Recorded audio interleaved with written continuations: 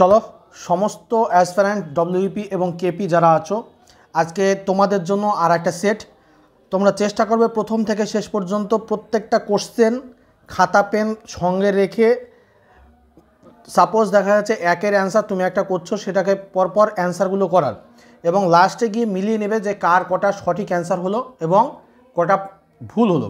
এতে কী হবে, তাতে তোমাদের প্রিপারেশান আরও স্মুথ হবে এবং প্রিপারেশান দেখবে অনেকটা বেশি ইমপ্রুভ হবে। এটা হচ্ছে প্রিপারেশান ওঠানোর একটা টেকনিক। চলো শুরু করি। ফার্স্ট কোশ্চেন আজকে আরও কিছু তোমাদের জন্য কথা আছে যেগুলো ক্লাসের মাঝে মাঝে আমি বলতে থাকবো, একটু তোমরা লক্ষ্য করবে এবং ক্লাসটা প্রথম থেকে শেষ পর্যন্ত প্রত্যেকটা আলোচনায় তোমরা সঙ্গে থাকবে। চলো শুরু করি। ফার্স্ট কোশ্চেন দেখো, কালবেলিয়া লোকনৃত্যটি ভারতের কোন রাজ্যের সঙ্গে সম্পর্কিত? খুব গুরুত্বপূর্ণ কোশ্চেন এবং প্রত্যেকটা পরীক্ষাতেই এখন প্রায় আসছে। তো তাহলে সঠিক অ্যান্সার কী হবে? কালবেলিয়া। দেখো যারা জানো না, পাঞ্জাব, রাজস্থান, গুজরাট নাকি হরিয়ানা, সঠিক অ্যান্সার হচ্ছে রাজস্থান। কালবেলিয়া দেখতে পাবো আমরা রাজস্থানে। এরকম আমাদের টোটাল ক্লাসিক্যাল ড্যান্স রয়েছে, টোটাল ক্লাসিক্যাল ড্যান্স রয়েছে 8টি। তো ক্লাসিক্যাল ড্যান্স আমাদের 8টা রয়েছে। এই 8টা ছাড়াও আমাদের কিছু ড্যান্স থাকে যেগুলোকে আমরা ফোক ড্যান্স বলি। তো সেই রকম ফোক ড্যান্স বিভিন্ন রাজ্যে রয়েছে। যেমন পাঞ্জাবে আমরা দুটো ড্যান্স দেখতে পাই, একটা হচ্ছে পাঞ্জাবে বেশ কয়েকটা দেখতে পাই, তার ভিতরে আমি দুটো খুব গুরুত্বপূর্ণ, যেমন ভাংড়া এবং ভাংড়া নৃত্যটা বেশি আসে পাঞ্জাবের, ভাংড়া। তারপরে গুজরাটের ক্ষেত্রে যেমন গরবা, হরিয়ানাতে যেমন ফাগু, ঠিক আছে, এই কয়েকটা নৃত্য প্রায় এসে থাকে। এছাড়া আরও যেগুলো আছে দেখবে নৃত্য লিস্ট আমি একটা একটা করে দিয়ে দেবো, তখন তোমরা প্রত্যেকটা নৃত্য সম্পর্কে জেনে যাবে। ওগুলো ক্লাসের সঙ্গে সঙ্গে ওগুলো আস্তে আস্তে তোমাদের মানে মেন বিষয় হচ্ছে তোমাদেরকে বোঝানো যে কোন কোন জায়গাগুলোকে ফলো করে। আমরা সেই জায়গাগুলো থেকে কোশ্চেন তুলেছি যে ওয়েস্ট বেঙ্গল পরীক্ষাতে জিকের জন্য যে যে জায়গাগুলো থেকে টার্গেট করে সেই জায়গাগুলো আমরা তোমাদের সামনে তুলে ধরছি। এবার তোমরা সেই জায়গাটুকু তোমাদের কাছে প্রত্যেকের কাছে আশা করি বই আছে, সেই জায়গাটা তোমরা নিজেরা একটু করে পড়ে নেবে, তাহলে দেখবে তোমাদের প্রিপারেশান খুব ভালোভাবে তৈরি হয়ে যাবে। চলো এবার নেক্সট কোয়েশ্চেন শুরু করি। ভারতের কোন রাজ্যে ভেম্বানাদ রয়েছে? ভেম্বানাদ হ্রদ রয়েছে। তাহলে ভেম্বানাদ হ্রদ ভারতের, দেখো ভেম্বানাদ হ্রদ একটা খুব গুরুত্বপূর্ণ হ্রদ। এই ভেম্বানাদ এবং উলার এই দুটোকে নিয়ে প্রায়ই কনফিউজ হয় অনেকে। কোনো কোনো জায়গায় দেখবে উলারকে বৃহত্তম হ্রদ বলে ভারতের, আবার কোনো কোনো জায়গায় দেখবে ভেম্বানাদকে বৃহত্তম হ্রদ বলে। তাহলে এখানে সঠিক অ্যান্সার হচ্ছে ভারতের বৃহত্তম হ্রদ যদি বলি আমরা, ভেম্বানাদ হ্রদ কোথায় রয়েছে? তাহলে ভেম্বানাদ হচ্ছে কেরালায় অবস্থিত। ওকে, নেক্সট কোশ্চেনে আসি আমরা। সম্প্রতি কোন ভারতীয় বিজ্ঞানী 2024 সালে টেম্পলেটন প্রাইজ পেয়েছেন? দেখো টেম্পলেটন প্রাইজ সম্প্রতি কোন ভারতীয় বিজ্ঞানী 2024 সালে টেম্পলেটন প্রাইজ পেয়েছে? একটু ভালো করে দেখো। টেম্পলেটন প্রাইজ দেওয়া হয় সাধারণত আধ্যাত্মিকতার ক্ষেত্রে। আধ্যাত্মিকতার ক্ষেত্রে টেম্পলেটন প্রাইজ দেওয়া হয়। তাহলে ভারতবর্ষের 2024 সালে একটা কারেন্ট অ্যাফেয়ার্স দিয়েছি তোমাদের, কারেন্ট অ্যাফেয়ার্স থেকে তোমাদের কোশ্চেন থাকবে। তাহলে বিজয় বাল্লাল, ঠিক আছে, যেহেতু ভারতীয় একজন, আর এই টেম্পলেটন পুরস্কারটা দেওয়া হয় আমেরিকা থেকে। টেম্পলেটন পুরস্কারের মূল্য মানে যে পুরস্কার মূল্যটা দেওয়া হয় সেটা নোবেল পুরস্কারের থেকেও বেশি। আর টেম্পলেটন পুরস্কার থেকে আরেকটা কোশ্চেন খুব আসে তোমাদের, সেটা হলো টেম্পলেটন পুরস্কার ভারতবর্ষে প্রথম কে টেম্পলেটন পুরস্কার পেয়েছিল? ভারতবর্ষে প্রথম পেয়েছিলেন মাদার টেরিজা। প্রথম পেয়েছিলেন মাদার টেরিজা। ওকে, তাহলে টেম্পলেটন পুরস্কার ভারতবর্ষে ফার্স্ট পেয়েছেন মাদার টেরিজা। চলো নেক্সট কোশ্চেন আসি। ভারতের কোন রাজ্যে সর্বপ্রথম পঞ্চায়েত ব্যবস্থা চালু হয়? তাহলে ভারতবর্ষে পঞ্চায়েত ব্যবস্থা আমরা ফার্স্ট চালু হয়েছে কোথায় দেখতে পাবো আমরা? দেখো রাজস্থান, পাঞ্জাব, মহারাষ্ট্র, উত্তরপ্রদেশ। সঠিক অ্যান্সার রাজস্থান। রাজস্থানে যদি বলা হয় কোন জায়গায়, রাজস্থানের ডিস্ট্রিক্টের যদি নাম বলে তাহলে হবে নাগর জেলা। ঠিক আছে, রাজস্থানের নাগর জেলা। সালটা হচ্ছে 1959 সাল। 1959 সালে রাজস্থানের নাগর জেলায় প্রথম পঞ্চায়েত ব্যবস্থা চালু হয়। ওকে, এবার পঞ্চায়েত থেকে আরও কয়েকটা কোশ্চেন থাকে, যেমন পঞ্চায়েত আমাদের ভারতবর্ষের ডিরেক্টিভ প্রিন্সিপাল ডিপিএসপি অর্থাৎ directive principal of state policy, সংবিধানের ডিরেক্টিভ প্রিন্সিপাল অফ স্টেট পলিসিতে পঞ্চায়েত গঠনের বিষয়ে কত নম্বর আর্টিকেলে আমরা দেখতে পাই? তাহলে যদি ডিরেক্টিভ প্রিন্সিপাল অফ স্টেট পলিসিতে দেখতে পাবো আমরা 40 নম্বর আর্টিকেলে। ঠিক আছে, 40 নম্বর আর্টিকেলে আমরা পঞ্চায়েত গঠন সম্পর্কে বিষয় দেখতে পাই। এছাড়া আমাদের পঞ্চায়েত সংবিধান সংশোধনের মাধ্যমে পঞ্চায়েত আমাদের ভারতীয় সংবিধানে অ্যাড হয়েছে, যেটা 1992 সাল ভারতবর্ষে পঞ্চায়েত অ্যাড হয়েছে, সেটা হচ্ছে 73 73তম সংবিধান সংশোধনের মাধ্যমে। ওকে, চলো এবার নেক্সট কোশ্চেন আসি। প্রজেক্ট টাইগার কোন বছর চালু করা হয়েছিল? দেখো প্রজেক্ট টাইগার 5 নম্বর কোশ্চেন। Project tiger 1968, 1973, 1980, 1991। তাহলে সঠিক অ্যান্সার কি? 1973। তাহলে প্রজেক্ট টাইগার বলতে এখানে বলা হয়েছে যে বাঘ সংরক্ষণের ব্যাপারটা, মানে বাঘ সংরক্ষণ করে রাখার জন্য, যে ভারতবর্ষ থেকে যেহেতু বাঘ বিলুপ্ত হয়ে যাচ্ছে সেই বাঘকে সংরক্ষণ করার জন্য প্রজেক্ট টাইগার চালু করা হয় 1973 সালে। নেক্সট কোশ্চেন, গৌড়েশ্বর শব্দটি প্রাচীন বাংলার কোন শাসকের উপাধি ছিল? দেখো গৌড়েশ্বর অনেকেই অ্যান্সার করবে কি, দেখো তোমরা আশা করছি অনেকে দেখো তোমরা অ্যান্সার করো ধর্মপাল, লক্ষণ সেন, গোপাল নাকি শশাঙ্ক। আমার আইডিয়া ম্যাক্সিমাম জন অ্যান্সার করছে কি শশাঙ্ক, কিন্তু এটা সঠিক অ্যান্সার কি দেখো শশাঙ্ক। এই কারণে তোমরা করবে যে গৌড়ের রাজা ছিল সেই হিসাবে শশাঙ্ক, কিন্তু না, সঠিক অ্যান্সার হচ্ছে ধর্মপাল। গৌড়েশ্বর উপাধি নিয়েছিল ধর্মপাল। আর পাল বংশের, দেখো গোপাল হচ্ছে পাল বংশের প্রতিষ্ঠাতা। গোপাল পাল বংশ প্রতিষ্ঠা করে 750 সালে খ্রিস্টপূর্বাব্দে। পাল বংশের রাজা ছিলেন 750 থেকে 770 পর্যন্ত। আর 770 থেকে ধর্মপাল ছিল, 770 থেকে ধর্মপাল রাজা হন। ওকে, তাহলে গৌড়েশ্বর কার উপাধি ছিল বলি যদি আমরা বলি তাহলে হবে ধর্মপাল। চলো নেক্সট কোশ্চেন, হিমোগ্লোবিন মূলত কোন মৌলটির সঙ্গে যুক্ত? দেখো হিমোগ্লোবিন মূলত কোন মৌলটির সঙ্গে যুক্ত বলেছি? ক্যালসিয়াম, লোহা, ফসফরাস নাকি জিঙ্ক? তাহলে হিমোগ্লোবিন মূলত কোন মৌলটির সঙ্গে যুক্ত হবে আমাদের? হিমোগ্লোবিনে তাহলে আমরা কি দেখতে পাই? হিমোগ্লোবিনে আমরা দেখতে পাই লোহা। সঠিক অ্যান্সার লোহা। ওকে, আচ্ছা তাম্র ঘটিত যে রক্ত থাকে, তাম্র ঘটিত রক্তকে কি বলি আমরা?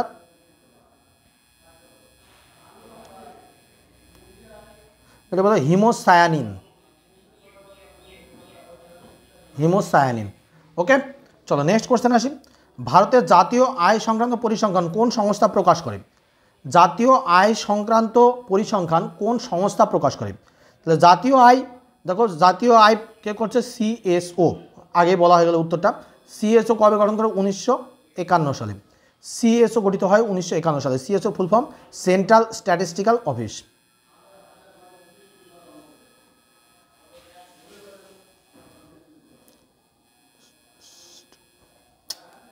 সরি একটু স্পেলিং, STA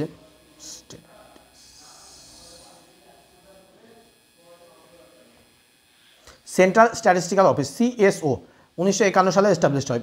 এটা কিন্তু বারবার পরীক্ষায় আসে। জাতীয় আয় সংক্রান্ত পরিসংখ্যান বা ন্যাশনাল ইনকাম কে পরিমাপ করে? সিএসও। নীতি আয়োগ কবে প্রতিষ্ঠা হয়েছে? 2015 সালে। নীতি আয়োগ পঞ্চবার্ষিকী প্ল্যানকে উঠিয়ে দিয়ে, যে 5th ইয়ার প্ল্যান যেটা ছিল সেটাকে উঠিয়ে দিয়ে আমাদের শুরু হয়েছে নীতি আয়োগ, সেটা হচ্ছে 2015 সালে। আরবিআই গঠন হয়েছে 1935 সালে। আরবিআই আমাদের যেটাকে বলি হচ্ছে আরবিআই আমাদের ন্যাশনালাইজড হয়েছে 1949 সালে। ঠিক আছে, আরবিআই ন্যাশনালাইজড হয়েছে এটা। চলো এবার নেক্সট কোশ্চেনে আসি। G20 শীর্ষ সম্মেলন 2023-এর হোস্ট শহরকে? দেখো খুব গুরুত্বপূর্ণ কোশ্চেন এটা। 2023 সালে দেখো হোস্ট হয়েছে G20 শীর্ষ সম্মেলন। G20 শীর্ষ সম্মেলন এই কারণে খুব গুরুত্বপূর্ণ, কারণ ভারতবর্ষ 2023 সালে G20 শীর্ষ নয়াদিল্লিতে হয়েছে। ঠিক আছে, তাহলে G20 সম্মেলন হয়েছে দিল্লিতে 2023 সালে, এই কারণে এটা খুব গুরুত্বপূর্ণ কারেন্ট অ্যাফেয়ার্স। নেক্সট কোশ্চেন, মুদ্রাস্ফীতি কী কারণে ঘটে? দেখো মুদ্রাস্ফীতি উৎপাদন বৃদ্ধি, মুদ্রার ঘাটতি, চাহিদা বৃদ্ধি এবং সরবরাহ ঘাটতি, রপ্তানি হ্রাস। মুদ্রাস্ফীতি ঘটা বলতে বোঝানো হয় কি? দেখো মুদ্রাস্ফীতি যখন মানে আমাদের হাতে টাকা পয়সা বেশি হয়ে যাবে, জিনিসপত্রের দাম আমাদের কাছে নগণ্য মনে হবে, অর্থাৎ একটা 1 টাকার জিনিস আমরা 10 টাকাতে কিনবো, কোনো ব্যাপার মনে হবে না। কিন্তু যার কাছে ইনকাম কম সে দেখা যাচ্ছে ওই জিনিসটা কিনতে তার কাছে প্রচণ্ড হিমশিম খেয়ে যাবে। বা যাদের ফিক্সড ইনকাম, সবথেকে বেশি মুদ্রাস্ফীতির ফলে ইফেক্ট পড়ে যাদের ক্ষেত্রে, তারা হচ্ছে ফিক্সড ইনকাম স্যালারিড পার্সনদের ক্ষেত্রে।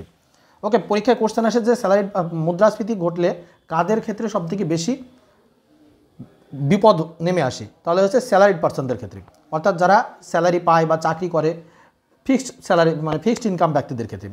তাহলে আমাদের মুদ্রাস্ফীতি কখন হবে? যখন কোনো দ্রব্যের চাহিদা বৃদ্ধি করবে কিন্তু সরবরাহ কম থাকবে, তখন আমাদের হাতে যখন যদি টাকা অ্যাভেলেবল থাকে, অর্থাৎ বাজারে টাকার পরিমাণ বেড়ে গেলে আমাদের মুদ্রাস্ফীতি ঘটে। ঠিক আছে, এবার মুদ্রাস্ফীতি নিয়ন্ত্রণ কীভাবে করা হয়? এই মুদ্রাস্ফীতির ডিটেলস ক্লাস লাগে, একটা মুদ্রাস্ফীতি টোটালের উপর একটা ক্লাস লাগে, তাহলে মুদ্রাস্ফীতিটা টোটালটা হচ্ছে তোমাদের ক্লিয়ার হয়ে যাবে। আমি ইকোনমির যে বই, মানে আমি ইকোনমির একটা বই কমপ্লিট করেছি, লিখেছি তোমাদের জন্য, খুব তাড়াতাড়ি সব বইগুলোকে পাবলিশ করব। এই মুদ্রাস্ফীতি সম্পর্কে ডিটেলস ওখানে আলোচনা করা আছে, এবং মুদ্রাস্ফীতির ফলে কাদের ইফেক্ট পড়ে, মুদ্রাস্ফীতি কী করে আমরা কন্ট্রোল করতে পারি, সমস্ত কিছু ক্লিয়ার করা আছে বইটাই। থিওরি পড়ার জন্য একদম পারফেক্ট বুক। সমস্ত বইগুলো কমপ্লিট করে তারপরে একসঙ্গে ছাড়বো। ভারতের কোন রাজ্য সর্বপ্রথম রাষ্ট্রপতি শাসনের অধীনে আসে?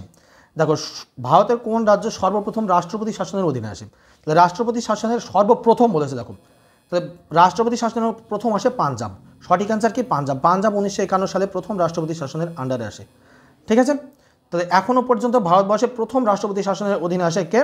পাঞ্জাব। আমাদের রাষ্ট্রপতি শাসন, স্টেট রাষ্ট্রপতি শাসন কত নম্বর আর্টিকেল অনুসারে হয়? স্টেট রাষ্ট্রপতি শাসন হয় আমাদের 356 নম্বর ধারা অনুসারে। আর 360 আমাদের আর্থিক জরুরি ব্যবস্থা, আর 352 আমাদের হচ্ছে ফিনান্সিয়াল জাতীয় জরুরি ব্যবস্থা। নেক্সট কোশ্চেনে আসি।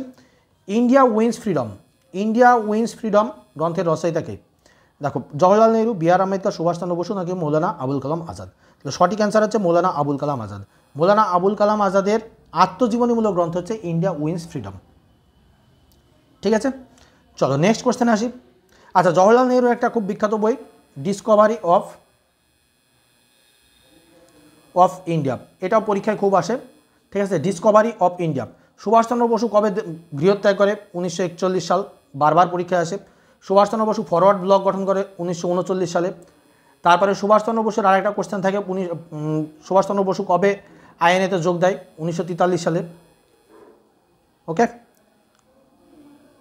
নেক্সট, নাগেরহোল জাতীয় উদ্যান কোন রাজ্যে অবস্থিত? দেখো, নাগেরহোল জাতীয় উদ্যান, আমি ন্যাশনাল পার্কের টোটাল একটা ক্লাস দেখবে কমপ্লিট করে রেখেছি, ন্যাশনাল পার্কের ওই ক্লাসটা তোমরা করে নিও।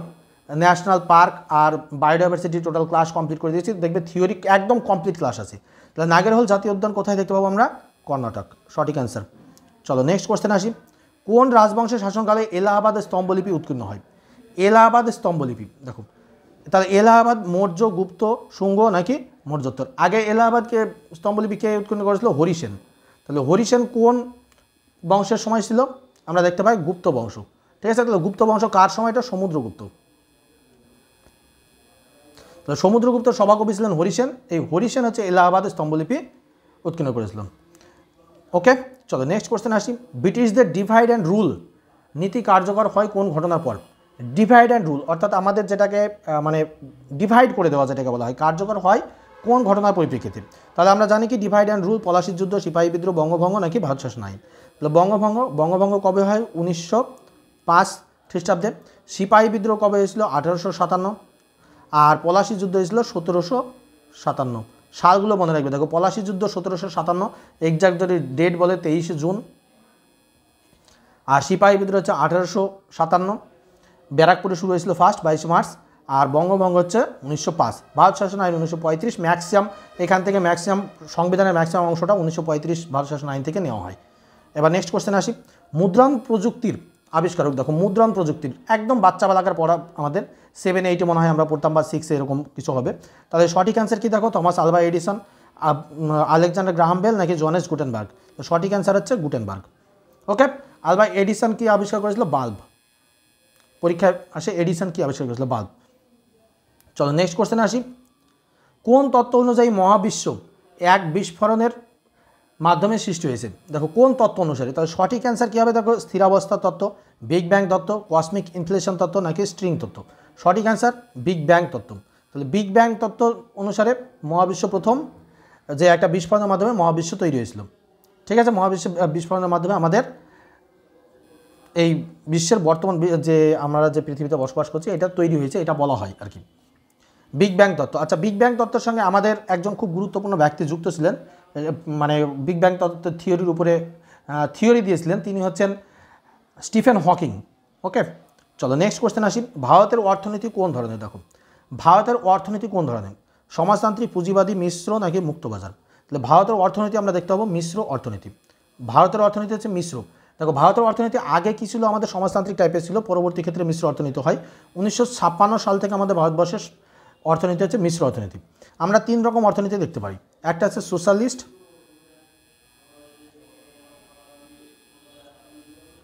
দ্বিতীয় হচ্ছে মিক্সড, আচ্ছা মিক্সড আপ যেটাকে আমরা ক্যাপিটালিস্ট আর একটা বলি, আর হচ্ছে মিশ্র হচ্ছে মিক্সড। তাহলে এই 3 ধরনের আমরা ইকোনমি দেখতে পাই। তো সোশ্যালিস্ট ইকোনমি দেখো যে সমস্ত দেশগুলোতে দেখতে পাই সেগুলো সাধারণত আমরা দেখতে পাবো চীন, মানে যেখানে সরকারের প্রাধান্য সব থেকে বেশি হবে, অর্থাৎ সমস্ত দেশের যত অর্থনীতির মানে মেন এটা আর কি হ্যান্ডেলটা করবে সমস্ত কিছু হচ্ছে গভর্নমেন্ট, সেখানে মানে কন্ট্রোলটা থাকবে গভর্নমেন্টের হাতে। যেমন চায়না, রাশিয়া, এদের সমস্ত হচ্ছে সোশ্যালিস্ট। ক্যাপিটালিস্ট কিউবা, এগুলো হচ্ছে কিউবা। আর ক্যাপিটালিস্ট দেখতে পাবো আমরা সাধারণত ইউরোপিয়ান কান্ট্রিগুলো, যেমন আমেরিকা বলো, কানাডা বলো, রাশিয়া বলো, রাশিয়া বলছি, তোমার ব্রিটেন বলো, এদের দেখবো আমরা ক্যাপিটালিস্ট, অর্থাৎ পুঁজিবাদী বা ধনতান্ত্রিক অর্থনীতি। আর মিক্সড ইকোনমি আমাদের মতো দেশে দেখতে পাই আমরা মিক্সড ইকোনমি। আমরা এদের ভালোটাও নিয়েছি, আমরা সোশ্যালিস্টের ভালোটাও নিয়েছি, আবার ক্যাপিটালিস্টের ভালোটাও নিয়েছি, নিয়ে আমরা মিক্সড ইকোনমি তৈরি করেছি 1956 সাল থেকে। ওকে, তাহলে আমাদের দেশের অর্থনীতি হচ্ছে মিক্সড ইকোনমি। চলো নেক্সট কোশ্চেনে আসি। 2025 সালে ভারতের কোন রাজ্যে প্রথমবারের মতো ইন্ডিয়া ক্লাইমেট সামিট অনুষ্ঠিত হয়েছে? দেখো খুব গুরুত্বপূর্ণ কোশ্চেন, ইন্ডিয়া ক্লাইমেট সামিট 2025 সালে।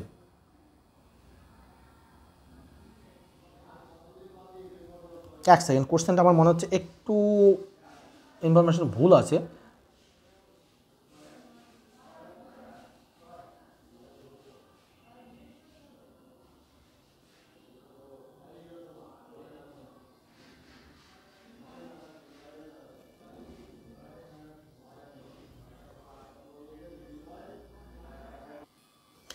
আচ্ছা, এই কোশ্চেনটা একটু ভুল আছে। হ্যাঁ, ইন্ডিয়া ক্লাইমেট সামিট, এটা অপশনগুলো একটু ভুল আছে, এটা যে কোনো একটাকে কেটে দিল্লি করে দাও। দিল্লি অ্যাকচুয়ালি 2025-এ দিল্লিতে হয়েছে, ওই জন্য আমার খটকা লাগলো প্রথমেই কোশ্চেনটা দেখার পরে। তো এটা দিল্লি অ্যান্সার হবে। ওকে, তাহলে ইন্ডিয়া ক্লাইমেট সামিট হয়েছে দিল্লিতে। নেক্সট কোশ্চেন, জ্ঞানেশ্বর এক্সপ্রেস দুর্ঘটনা। দেখো 20 নম্বর কোশ্চেন, জ্ঞানেশ্বর এক্সপ্রেস দুর্ঘটনা ভারতের কোন রাজ্যে হয়েছিল? জ্ঞানেশ্বর এক্সপ্রেস দুর্ঘটনা হয়েছিল ভারতের কোন রাজ্যে? খুব গুরুত্বপূর্ণ কোশ্চেন এখন, কারণ এবার এটা জ্ঞানেশ্বর এক্সপ্রেস দুর্ঘটনার এবার 15 বছর পূর্ণ হলো। 2010 সালে জ্ঞানেশ্বর এক্সপ্রেস দুর্ঘটনা হয়েছিল, সেই দিক থেকে ইম্পর্টেন্স দেওয়া হচ্ছে। আর যেহেতু আমাদের ওয়েস্ট বেঙ্গলের বিষয়, তাহলে বলা হয়ে গেল অ্যান্সার, তাহলে হচ্ছে ওয়েস্ট বেঙ্গল। তো সঠিক অ্যান্সার হচ্ছে ওয়েস্ট বেঙ্গল।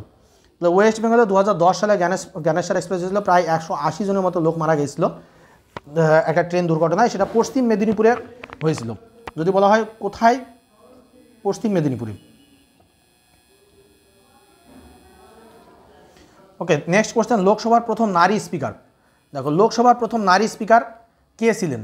তাহলে লোকসভার প্রথম নারী স্পিকার ছিলেন আমাদের জানা কোশ্চেন মীরা কুমার, 2009 সালে। যদি বলা হয় কবে প্রথম নারী স্পিকার ছিলেন, 2009 সাল থেকে ভারতবর্ষে প্রথম নারী স্পিকার ছিলেন। নেক্সট কোশ্চেন, অপারেশন ফ্লাড প্রকল্পটি কিসের সঙ্গে সম্পর্কিত? দেখো অপারেশন ফ্লাড প্রকল্পটি কিসের সঙ্গে সম্পর্কিত? কৃষি উৎপাদন, দুগ্ধ বিপ্লব, বন্যা নিয়ন্ত্রণ, নাকি দরিদ্র দূরীকরণ? চলো সঠিক অ্যান্সার, এক্স্যাক্টলি সবাই সঠিক করছো, দুগ্ধ বিপ্লব। তাহলে আমাদের শ্বেত বিপ্লব বা দুগ্ধ বিপ্লব, আমাদের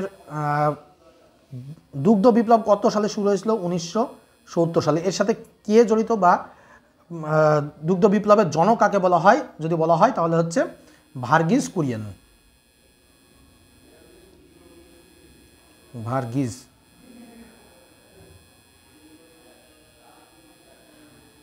ভার্গিস কুরিয়েন। ওকে, তাহলে আমাদের দুগ্ধ বিপ্লবের জনক, বাংলায় লিখে দিই, ভার্গিস কুরিয়েন। চলো নেক্সট কোশ্চেন আসি। 23 নম্বর, কোন সংবিধান সংশোধনের মাধ্যমে পঞ্চায়েত রাজ ব্যবস্থা সাংবিধানিক স্বীকৃতি প্রদান করা হয়? দেখো পঞ্চায়েত রাজ ব্যবস্থা সাংবিধানিক স্বীকৃতি, একটু আগে এটা আমি প্রায় বলেই দিলাম, তাই না? তাহলে সঠিক অ্যান্সার সবার জানা হয়ে গেছে, এটা 73তম সংবিধান সংশোধন। আর 74তমতে কী দেখতে পাবো আমরা? মিউনিসিপ্যালিটি। 73 হচ্ছে পঞ্চায়েত, আর 74 হচ্ছে মিউনিসিপ্যালিটি। এই যে 40 নম্বর ধারাও দেওয়া আছে, দেখেছো? আচ্ছা, এই 44তম সংবিধান সংশোধনে, এই 44তম এটা সংবিধান সংশোধন দিয়ে রেখেছে, এটা সরি আমি ভাবলাম আর্টিকেল 40। তাহলে 73তম সংবিধান সংশোধন। ওকে, তাহলে প্রত্যেকের আশা করি এটা সঠিক হয়েছে। নেক্সট কোশ্চেন আসি, কোন নদীকে বিহারের দুঃখ বলা হয়? বিহারের দুঃখ কোন নদীকে বলবো? তাহলে বিহারের দুঃখ কোশি নদী, সবার জানা। কোশি নদীকে বিহারের দুঃখ বলা হয়। এবার দেখো কোশি নদীকে বিহারের দুঃখ বলা হয় কারণ কি? কোশি নদী হচ্ছে বিহারে প্রচণ্ড পরিমাণে বন্যা নিয়ে আসে এবং প্রতি বছরই বিহারে প্রচণ্ড ক্ষতি করে এই নদী, সেই কারণে কোশি নদীকে বিহারের দুঃখ বলা হয়। আচ্ছা, যদি আমরা এখানে বলি বাংলার দুঃখ কাকে বলা হয়? যদি আমরা বলি বাংলার দুঃখ কোন নদীকে বলবো আমরা? কোন নদীকে বলবো বলা হয়? তাহলে হবে দামোদর। ওকে, তো সঠিক অ্যান্সার হবে দামোদর। বাংলার দুঃখ হচ্ছে দামোদর। চলো নেক্সট কোশ্চেন, অর্থাৎ আজকে শেষ কোশ্চেন। ডিএনএ কে প্রথম আবিষ্কার করেন? ডিএনএ কে প্রথম আবিষ্কার করেন? দেখো ডিএনএ ফ্রেডরিক মেসার। ডিএনএ হচ্ছে ফ্রেডরিক মেসার। ওকে, ডিএনএ কি আবিষ্কার করেন? আর ডিএনএ দ্বিতন্ত্রী একক কি আবিষ্কার করেন যদি আসতো তাহলে হবে ওয়াটসন এবং ক্রিক, তাহলে ফ্রেডরিক মেসার। আচ্ছা, আজকে 25টা কোশ্চেন কমপ্লিট হলো। আশা করি তোমাদের ভালো লাগছে, আর যদি ভালো লেগে থাকে অবশ্যই কমেন্ট, শেয়ার এবং সাবস্ক্রাইব করো। আর সেই সঙ্গে আরেকটা বিষয় তোমাদের একটু বলি, গত দিনকে আমি যে ইংলিশের ক্লাসটা দিয়েছিলাম সেখানে আমার একটা কোশ্চেন একটু ভুল হয়েছিল, তার জন্য তোমাদের কাছে অ্যাডভান্স ক্ষমা প্রার্থী আমি। কারণ ওখানে একটুখানি আমার মিস্টেক হয়েছিল, সেটা হলো যে আমি ওটা পাস্ট টেন্স আমি মানে যখন আমি করাচ্ছিলাম তখন আমি করাতে গিয়ে ওটা যে কোনো কারণে হয়তো অ্যাবস্ট্রাক্ট মাইন্ডে ছিলাম, ওটা আমার অ্যান্সারটা ভুল নেওয়া হয়ে গেছে। ওকে, ভুল মাত্রই মানুষের হয়, তো সেই হিসাবেই ভুলটা হয়েছে। যাই হোক, তো চলো এরপরে তোমাদের আরেকটা বিষয় বলে রাখি যে তোমরা চেষ্টা করো কন্টিনিউ এগুলো করার। প্রতিদিন তোমরা 25টা করে কোশ্চেন পাবে। এর সঙ্গে আরও আমি অনেক কিছু নিয়ে আসার চেষ্টা করছি। আমি একটু কাজে ব্যস্ত রয়েছি, কারণ এই নোটসগুলো নিয়ে আমার নোটসগুলো টোটাল কমপ্লিট রেডি হয়ে গেলে তারপরে আমার আর কোনো কাজ থাকবে না, তখন কন্টিনিউয়াসলি তোমাদের ক্লাস দিতে পারবো। ইচ্ছা আছে আমি লাইভ ক্লাসও তখন তোমাদের হয়তো প্রোভাইড করতে পারবো। চলো আজকে এই পর্যন্তই। থ্যাংক ইউ ক্লাসে যুক্ত থাকার জন্য, এবং যারা যুক্ত নেই তারা অবশ্যই আমার চ্যানেলের সঙ্গে সাবস্ক্রাইব করে আমাদের পরিবারের একজন সদস্য হয়ে যাও।